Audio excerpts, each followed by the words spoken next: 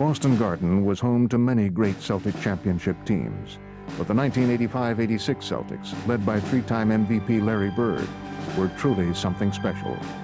They posted a franchise-best 67-15 record that season, which earned them a meeting with Michael Jordan and the Bulls in the first round of the playoffs. Coming off a foot injury in only his second year in the NBA, Jordan was faced with an interesting problem. The question is, can one man beat the Lakers, or do you need a more diversified attack today? Well, we're playing the Boston Celtics, Pat, but I think it's going to be more of a five-man game, and we really have to play a complete basketball game. I don't think one man can beat the Boston Celtics. It's hard to imagine that 6 weeks ago you were sitting on the bench. Yes, it is. It's very hard for me to imagine. I'm very happy I'm playing now, and I'm very happy that I can contribute to the team. All right, thank you. Good luck today. You don't have to remind me again that you are playing the Boston Celtics. Air Jordan's getting ready to take off. The problem is the runway is in Boston. When Michael would get in those zones, he'd want the ball more than anything else. Everyone else would want him to have the ball. His teammates took note of his focus in the locker room before the game and sensed he was intent on doing something big, maybe even the impossible, defeating the mighty Celtics in Boston Garden all by himself. Going baseline. Michael Jordan, the basket good and a foul. Fantastic quickness going to the baseline. That was a pickpocket move if there ever was one.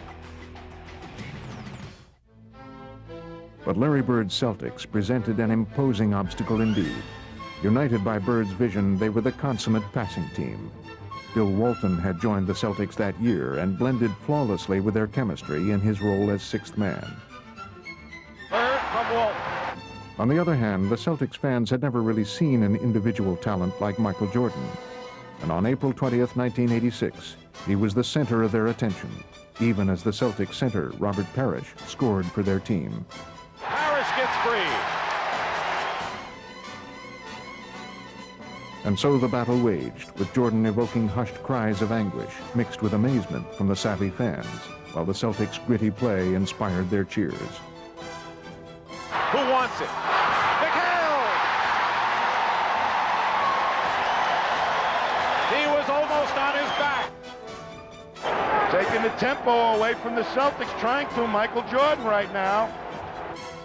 What a great shot, and a basket and a foul. You talk about Bird's sheer determination at certain points of a game. Michael Jordan has those same qualities. The Celtics could only shake their heads as they found themselves unable to shake the Jordan-led Bulls. Jordan banks it in, and Jordan with 40 points. He was in that zone of everything was going. He was making one shot better than the next. Unintimidated even by Larry Legend, Jordan let it all hang out, displaying much more than mere hang time. He revealed a complete all-around game, as Game 2 of this first-round series emerged as a classic in the making, with Jordan performing his unparalleled moves to the basket and Boston responding in tried-and-true Celtics fashion. Haynes to McHale. Clock running down, 3 seconds, three-point shot, no good. And a foul, late sweep. A foul against Kevin McHale has been called by Middleton, with no time showing on the clock. Kevin McHale can't believe it. In one of the first tests under pressure of his career, Michael Jordan showed all the poise of a veteran as he calmly stepped to the line and sank crucial free throws. He can tie it up here and send the game in overtime. No time remaining. And this is pressure. Overtime in Game 2 of our best-of-5 first-round NBA playoff. And the Chicago Bulls are trying to do what only the Portland Trail Blazers have done so far this year, beat the Celtics in Boston.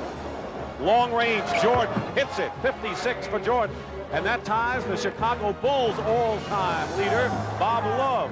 Jordan goes up with a shot and hits it, and has 61 points to tie Elgin Baylor's all-time single-game playoff record that he established against these Celtics.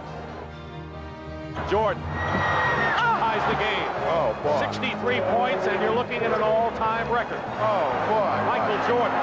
After that, it took him from a star to a superstar to eventually the biggest superstar in basketball history.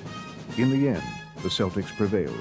and they would go on to win the series in 3 games.